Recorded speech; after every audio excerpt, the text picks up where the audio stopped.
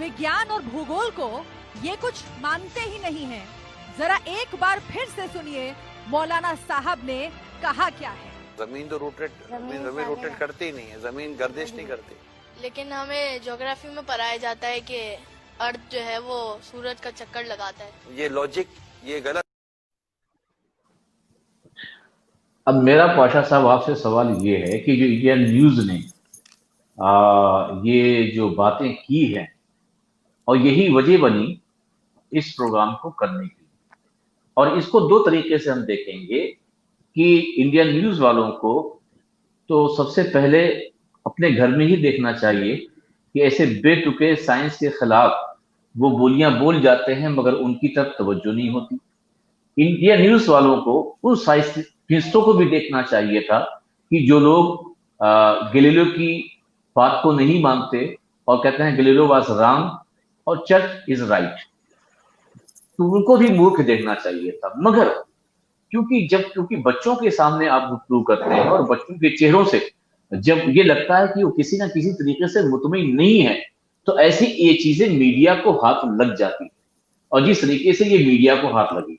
और हाजी इमरान कादरी बहुत पक्के आदमी नहीं है, और ना ही इनके बप्पा, ये तो केले के ऊपर ये खीरे के काटने का तरीका बताते हैं, ये हेलमेट के पहनने का तरीका बताते हैं, और ये तो बहुत सी गलतियां ये सब कर चुके हैं बप्पा वगैरह, जैसे कि हजरत मीर माविया का मामला था जो नारा लगा। फिर उसके बाद हम देखें कि हजरत अली को भाई नहीं कह सकते। फिर उसके बाद खुद हाजी इमरान अत्तारी कादी साहब ने कहा, जब खुलफाए राशिदीन का जिक्र किया तो उसमें हजरत अली का नाम नहीं लिया। तो ये गलती भूल चूक तो ये हो सकती है, बहुत बड़े बहुत पक्के मौलाना नहीं है कि जिनकी बातों को वो अहमियत दी जाए। मगर जब आप बच्चों के सामने ऐसी बात करते हैं तो देखिए इंडियन न्यूज वाले ने कैसा उछाला, और फिर एक गैर मुस्लिम के पास ये वीडियो गया और हमारे सीएसआरई ग्रुप में मिर्जा फिरदौस बेग के पास आया, फिर ये आज के प्रोग्राम की नशिश की सूरत बनी। तो आप क्या कहते हैं इस पर? बात मैं सिर्फ इतनी कहना चाहूँगा कि सबसे बड़ा जो मसला है, जैसा ये रुकन शोरा बताए जाते हैं दावत इस्लामी की, और आपने जैसे फरमाया इससे कबल माजी में इन्होंने बहुत सारी ऐसी गलतियां की हैं जिसकी खमियाजा सारी उम्मत मुस्लिमा को भुगतना पड़ा है। इंतशार इफ्तराक का बायस हुए हैं, मसाइल दरपेश हुए हैं, तो इस किस्म की ये हरकतें करते रहते हैं। मैं बस इतना कहना चाहूँगा कि जब इन्होंने मौक़िफ़ बयान किया तो आपने जो वीडियो प्ले किया उसके लिए मैं शुक्रगुजार हूँ, और ये अवाम के सामने भी दूध का दूध पानी का पानी है, बिल्कुल क्लियर है।